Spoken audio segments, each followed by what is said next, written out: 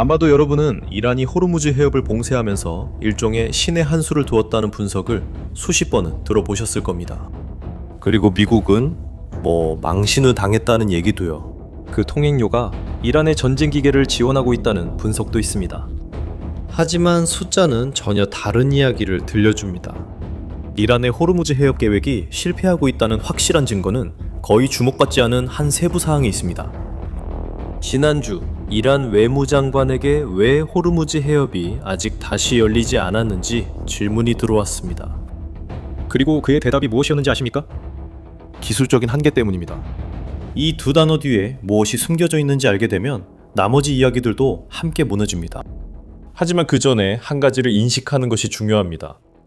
2026년 2월에 미국과 이스라엘이 이란에 대한 공세를 시작했을 때 이란은 반드시 대응해야 했습니다. 호르무즈 해협을 봉쇄하는 것이 이란이 선택한 방법이었습니다. 그리고 단기적으로 효과가 있었습니다. 국제에너지기구는 이를 글로벌 석유 시장 역사상 가장 큰 공급 중단이라고 불렀습니다. 원유 배럴 가격이 $120를 넘었습니다. 비료의 필수적인 요소인 요소의 가격이 50% 올랐습니다. 전자칩 제조에 사용되는 전 세계 헬륨의 3분의 1, 이 카타르에 묶여버렸습니다. 그리고 미국인들도 영향을 받았습니다. 휘발유 가격이 갤런당 $4를 넘었습니다. 인플레이션은 한 달 만에 2.4%에서 3.3%로 급등했습니다. 트럼프 본인도 폭스뉴스에서 가격이 중간 선거까지 계속 높을 수 있다고 인정했습니다.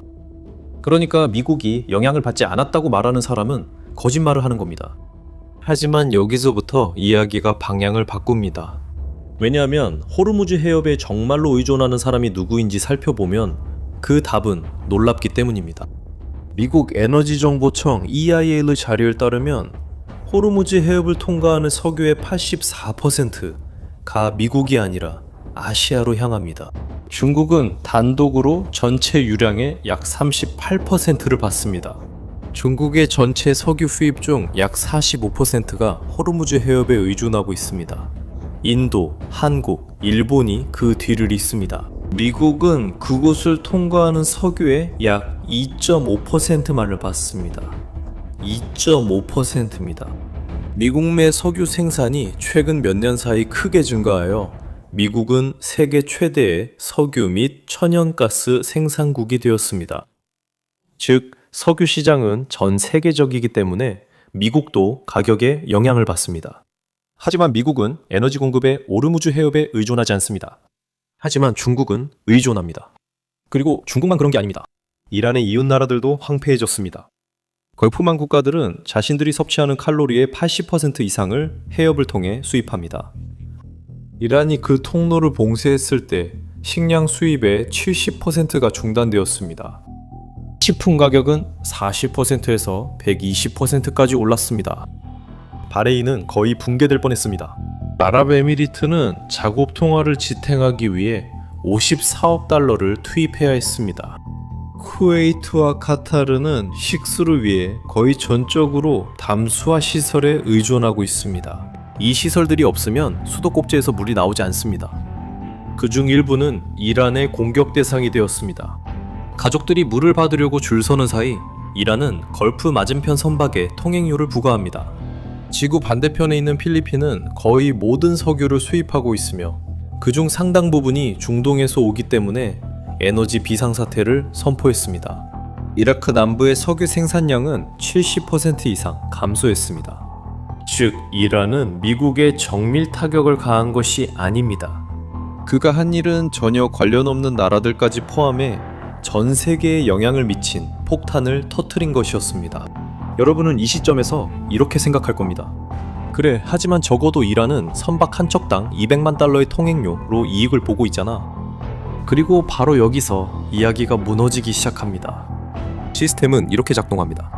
이란 혁명 수비대는 선박 한 척당 최대 $200만 받고 해협 통과를 허용합니다. 지불은 중국 화폐인 위안화나 암호화폐로 이루어지며 서방 은행 시스템을 통하지 않습니다. 이란 의회는 3월 말에 모든 것을 법으로 공식화했습니다. 현대 역사상 한 나라가 국제해협에서 통행료를 부과한 것은 이번이 처음입니다. 몇몇 인플루언서들이 계산을 해봤더니 놀라운 수치가 나왔습니다. 하루에 150척의 선박, 이 200만 달러씩 내면 하루에 3억 달러, 한 달에 75억 달러가 됩니다. 마치 금광처럼 보이네요. 이 계산은 입소문을 타고 수천 번이나 공유됐지만 거의 아무도 기본 숫자가 맞는지 확인하지 않았습니다. 하지만 실제 숫자는 다른 이야기를 합니다. 호르무즈 해협의 역사적 평균은 하루에 138척의 선박입니다. 그러니까 질문은 간단합니다. 지난 한 달 동안 실제로 통행료를 낸 선박이 몇 척이라고 생각하십니까? 세계에서 가장 큰 해양 정보 기관 중 하나인 로이드 리스트 인텔리전스에 따르면 3월 1일부터 25일까지 단 142척의 선박만이 해협을 통과했습니다. 한 달 내내요. 하루가 아니라 한 달 전체입니다. 그리고 그 중에서 로이드가 3월 중순 이후 통행료 시스템을 이용해 추적한 건 단 26건 뿐이었습니다. 26건입니다. 그리고 최근 통과한 선박의 약 90%는 이란과 어떤 식으로든 연관이 있습니다. 기본적으로 이란 선박들이 자기네 해협을 오가고 있는 셈이죠. 국제 분석가들의 가장 현실적인 추정에 따르면 모든 것이 완벽하게 작동할 경우 이 통행료로 연간 약 120억 달러의 수익이 발생할 것으로 예상됩니다. 이 금액이 많아 보일 수 있지만 전쟁 전 이란이 석유 수출로 연간 300억 달러를 벌어들였던 것과 비교하면 그렇게 많지 않습니다. 통행료 수입은 이란이 잃는 금액의 절반에도 못 미칩니다. 그리고 세계 7대 경제 대국으로 이루어진 주요 7개국은 이미 이 시스템을 비난했습니다. 미국 국무장관 마르코 루비오는 이것이 전 세계적으로 용납할 수 없고 위험하다고 말했습니다. 미국 법무부는 제재된 이란산 석유를 구매하는 사람은 누구든지 기소하겠다고 위협했습니다. 고립은 완전합니다. 이제 모든 것을 바꿀 수 있는 한 가지 디테일을 보여드리겠습니다. 이란 장관이 언급했던 기술적 한계 기억나시나요? 뉴욕타임즈의 보도에 따르면 미국 관리들을 인용해 이란이 오르무즈 해협에 설치한 해상 기뢰의 위치를 추적하지 못하게 되었다고 합니다. 전쟁이 시작되었을 때 이란은 작은 보트를 이용해 해협 곳곳에 기뢰를 설치했습니다. 문제는 이 작전이 중앙 지휘도 없고 정확한 문서화도 없이 무질서하게 진행되었다는 점입니다. 네, 맞습니다. 이란은 세계에서 가장 중요한 석유 무역 통로에 기뢰를 설치했지만 어디에 기뢰를 설치했는지조차 모릅니다. 미국의 추정에 따르면 이란은 2,000개에서 6,000개 사이의 해상 기뢰를 보유하고 있습니다. 일부 기뢰는 해류를 따라 완전히 알 수 없는 곳으로 떠내려갔을 수도 있는 방식으로 설치되었습니다. 즉, 지금 이 순간에도 수백만 배럴의 석유를 실을 선박들이 지나는 해역에 표류하는 기뢰들이 있으며 이란도 미국도 그 정확한 위치를 알지 못합니다. 보시다시피 이란의 협상 카드는 함정이 되어버렸습니다. 해협이 닫힌 건 이란이 상황을 통제해서가 아닙니다. 해협이 닫힌 것은 이란이 통제권을 잃었기 때문입니다. 그리고 그동안 세계는 가만히 있지 않았습니다. 사우디아라비아는 45년 동안 사용하기를 기다렸던 비상계획을 가동했습니다. 이란 이라크 전쟁 동안 1980년대에 건설된 동서 송유관은 동쪽 해안의 유전지대를 홍해에 위치한 얀부 항구와 연결합니다. 이 송유관은 아라비아 반도를 끝에서 끝까지 가로지르는 1200km 길이로 호르무즈 해협을 완전히 우회합니다. 위기가 시작된 지 몇 시간 만에 사우디의 석유 거대 기업 아람코는 석유의 운송 경로를 재조정하기 시작했습니다. 이 송유관은 하루에 700만 배럴이라는 최대 용량에 도달했습니다. 얀부를 통한 원유 수출은 하루 500만 배럴에 달했고 여기에 정제 제품이 거의 100만 배럴 더해졌습니다. 아랍에미리트도 같은 조치를 취했습니다. 아부다비에서 후자이라 항구까지 이어지는 송유관을 가동하여 이 항구는 해협 밖에 위치해 있으며 하루 최대 200만 배럴을 추가로 수송할 수 있겠습니다. 즉, 사우디아라비아의 송유관과 아랍에미리트의 송유관을 합치면 전쟁 전 해협을 통과하던 석유의 거의 절반을 해협을 거치지 않고도 운송할 수 있게 된 것입니다. 이란은 무슨 일이 벌어지고 있는지 알아차리고 대응하려고 했습니다. 이란의 드론이 사우디아라비아 송유관의 펌프장 하나를 공격해서 하루 70만 배럴의 수송 능력을 줄였습니다. 상당한 타격처럼 보였습니다. 하지만 사우디아라비아는 모든 것을 3일도 안 되어 수리했고 완전한 용량을 복구했습니다. 응징을 위한 공격이 오히려 이란의 선택지가 줄고 있음을 보여주는 또 하나의 사례가 되었습니다. 호르무즈 해협을 벗어나려는 시도는 송유관뿐만이 아닙니다. 일본, 한국, 그리고 다른 아시아 국가들은 앞으로 더 이상 이 경로에 의존하지 않기 위해 이미 미국의 에너지 인프라에 투자하고 있습니다. 유럽은 원자력 에너지 프로그램을 가속화하고 있습니다. 독일은 자국의 탈원전 정책을 제고했습니다. 일본은 원자로를 재가동하고 미국 기업들과 협력 관계를 맺고 있습니다. 전 세계가 다시는 호르무즈 해협에 인질이 되지 않기 위한 길을 모색하고 있습니다. 그리고 이런 패턴은 새로운 것이 아닙니다. 2025년에 중국은 휴대폰, 칩, 군사장비를 만드는 데 필수적인 히토류 광물의 수출을 제한했습니다. 그리고 무슨 일이 일어났는지 아세요? 그리고 전 세계가 대안을 개발하기 위해 서둘렀습니다. 이란도 오르무즈 해협에서 똑같은 일을 했습니다.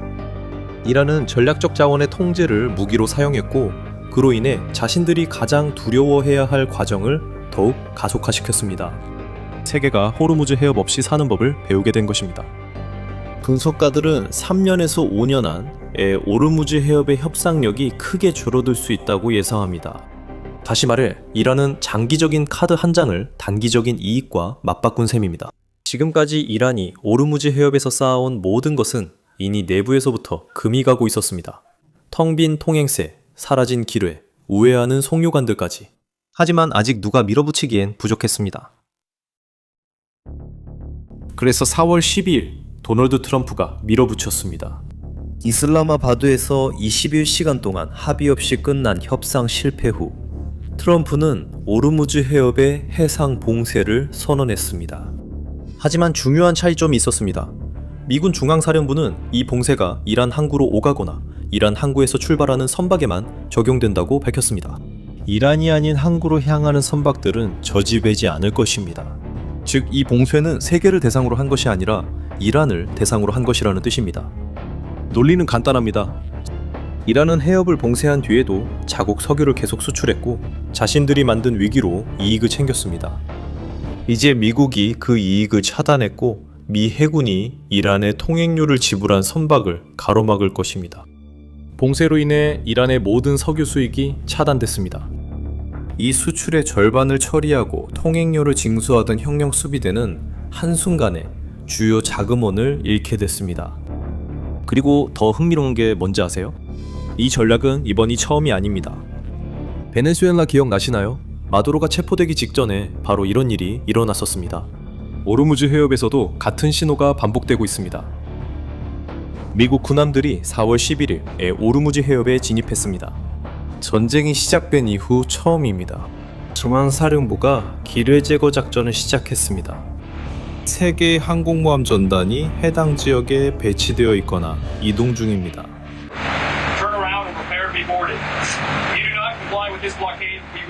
첫 24시간 동안 중앙사령부는 봉쇄가 완전히 시행되었고 이란의 해상무역이 완전히 차단되었다고 발표했습니다. 6척의 상선이 이란 항구로 되돌아가도록 명령받았습니다. 이란 국기를 단 화물선 한 척이 반달 아바스를 초랑해 봉쇄를 뚫으려고 시도했습니다. 미국 구축함 USS 스프루언스가 그 선박을 가로막아 다시 돌려보냈습니다. 그리고 이란 선박들만 그런 것이 아니었습니다. 중국과 연관된 2척의 유조선이 봉쇄구역에 접근했다가 후퇴했습니다. 그들은 방향을 돌려 다시 걸프만 안으로 돌아갔습니다. 수년 동안 위조된 국기와 조작된 트랜스폰더를 사용해 이란산 석유를 운반해온 중국의 그림자 선대가 처음으로 주저하고 있습니다. 며칠 뒤 미국은 한층 더 나아갔습니다. 사령부는 이란 선박, 제재 대상 선박, 그리고 밀수 혐의가 있는 선박이 전 세계 어디에서든 납포 및 압수될 수 있다고 발표했습니다. 해협뿐만 아니라 어떤 대양에서도 말이죠. 미국 재무부는 이란 석유 밀수 기업과 연관된 24명 이상의 개인과 기업에 제재를 가했습니다. 반면 이란은 사실상 해군 능력이 거의 없습니다. 미국의 위협이 될 만한 모든 선박들은 제거되었습니다. 혁명 수비대 해군 사령관인 탄기리 제도, 즉 해역 봉쇄의 직접 책임자는 3월 이스라엘의 공습으로 사망했습니다. 이 모든 일이 촉박한 시간 안에 일어나고 있습니다. 파키스탄이 중재한 휴전은 4월 22일에 만료됩니다. 며칠 남지 않았습니다. 양측은 이슬라마바드에서 협상을 위해 만났습니다. 그들은 21시간 동안 테이블에 앉아 있었지만 아무런 성과도 내지 못했습니다. 한편 많은 사람들을 놀라게 한 움직임으로 이스라엘과 레바논은 10일간의 휴전에 합의했습니다. 트럼프는 두 나라의 정상들이 34년 만에 처음으로 대화할 것이라고 발표했습니다. 레바논이 방정식에서 빠지면 이란은 협상 테이블에서 또 하나의 압박 지점을 잃게 됩니다. 이유는 무엇일까요? 핵 프로그램 때문입니다. 이란은 호르무즈 해협에 대한 영구적인 통제권, 전쟁 배상금, 그리고 해외에 동결된 이란 자금의 해제를 원하고 있습니다. 미국은 핵 프로그램의 중단과 조건 없는 해협 재개방을 원하고 있습니다. 두 입장은 너무나도 거리가 멀어서 눈에 띄는 타협점이 없습니다. 그리고 어느 쪽도 합의 없이 기한이 만료될 경우 무엇을 할 것인지 밝히지 않았습니다. 그리고 이것이 바로 이 교착 상태를 그렇게 위험하게 만드는 이유입니다. 핵 프로그램은 이란에게 남은 마지막 카드일 수 있습니다. 그것이 이란이 남겨둔 유일한 카드입니다. 그리고 바로 그렇기 때문에 미국은 이 점이 협상 불가라고 주장하는 것입니다. 호르무즈 해협 봉쇄는 이란을 너무 약화시켜서 결국 가장 극단적이고 위험한 선택지에 몰리게 만들었습니다. 그리고 압박이 얼마나 심해지고 있는지를 보여주는 또 하나의 세부 사항이 있습니다. 이란 외무장관은 중국 외교부장에게 전화를 걸어 지지를 요청했고 미국의 봉쇄가 가져올 위험한 결과에 대해 경고했습니다. 반면 트럼프는 중국이 해협 재개방에 매우 만족하고 있으며 이란에 무기를 보내지 않기로 합의했다고 밝혔습니다. 사실이든 아니든 메시지는 분명합니다. 이란의 주요 교역 파트너마저 미국 편으로 끌려가고 있습니다. 이란이 오르무즈 해협을 봉쇄했을 때 전 세계는 이를 신의 한 수라고 불렀습니다. 6주가 지난 지금도 해협은 여전히 봉쇄된 상태입니다. 하지만 그건 이란이 원해서가 아닙니다. 가장 많이 퍼지는 이야기가 항상 현실에 가장 가까운 이야기는 아닙니다. 그리고 이 경우 두 이야기 간 거리가 매우 큽니다. 그래서 이 질문은 여러분께 남깁니다. 댓글로 답해주세요. 호르무즈 해협을 봉쇄한 것은 신의 한 수였을까요? 아니면 이란이 저지른 가장 큰 전략적 실수였을까요? 이 영상이 다른 분석에서는 보지 못했던 새로운 정보를 보여줬다면 실제 데이터를 볼 필요가 있는 사람과 공유해주세요. 이 위기의 다음 전개를 계속 지켜보고 싶다면 채널을 구독해주세요. 다음 영상에서 만나요.